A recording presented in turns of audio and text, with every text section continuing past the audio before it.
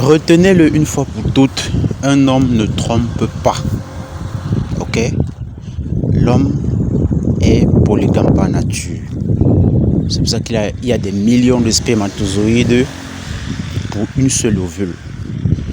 L'homme, dans sa nature, doit répandre sa semence le plus possible. Ok? C'est aussi pour ça que l'homme n'a pas de ménopause. Il ne s'arrête pas à un moment de sa vie. Sa vie sexuelle, normalement, ne s'arrête pas. Si on met de côté les hypothèses de pathologie et tout ça, un homme est censé produire des spermatozoïdes et donc des enfants jusqu'à sa mort. Jusqu'à sa mort.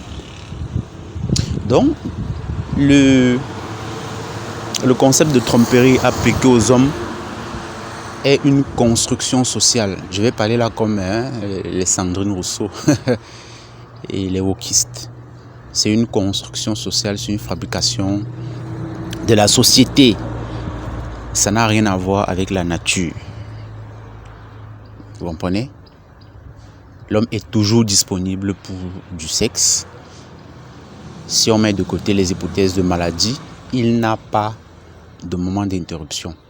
Il n'a pas de grossesse, il n'a pas de menstrues qui viennent brider sa capacité à entretenir des rapports sexuels, à se reproduire. Voilà. Une femme ne peut se reproduire qu'une fois tous les 9 mois, au minimum.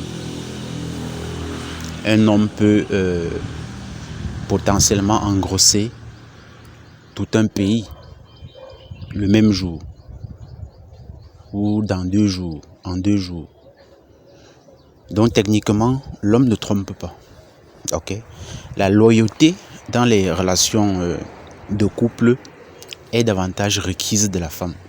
Ce qui est requis de l'homme, c'est de pourvoir aux besoins de la famille, de ses femmes et de ses enfants.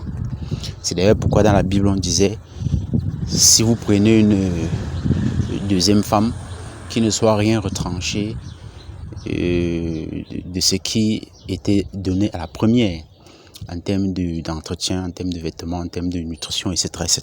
Et en termes de rapport sexuel également. Voilà. Donc les amis, retenez-le, l'homme ne trompe pas. La tromperie, c'est d'ailleurs un mot féminin, et n'est applicable qu'aux femmes. Ok? Si vous êtes marié et que votre mari est avec une femme, je veux dire, s'il a une aventure, comme on dit, considérez simplement qu'il est en train de potentiellement chercher une deuxième épouse, ce qui est parfaitement son droit, selon la nature humaine, selon les prescriptions divines et selon même les lois humaines dans beaucoup de pays. Donc vous les femmes qui voulez vous comparer à vos maris, ah il m'a trompé, mon mari m'a trompé, etc. Si, sachez-le une fois pour toutes, si votre mari vous trompe, entre guillemets, comme vous dites, la seule personne qui peut quitter la maison, c'est vous. Et si vous vous hasardez par têtutesse, voilà, par opiniâtreté, à aller tromper votre mari en retour, soi-disant parce qu'il vous a trompé, la seule personne encore qui pourra quitter le foyer, quitter la maison familiale, c'est vous. Donc dans un cas comme dans l'autre, c'est à vous de quitter ce ménage. Que ça vous serve que ça vous pousse, que ça vous serve de sujet de réflexion. Voilà. Pour bien comprendre que en réalité, la seule qui est capable de tromperie, c'est vous. Votre mari n'est capable que de tentative de trouver d'autres épouses. Voilà. Allez, bonne journée.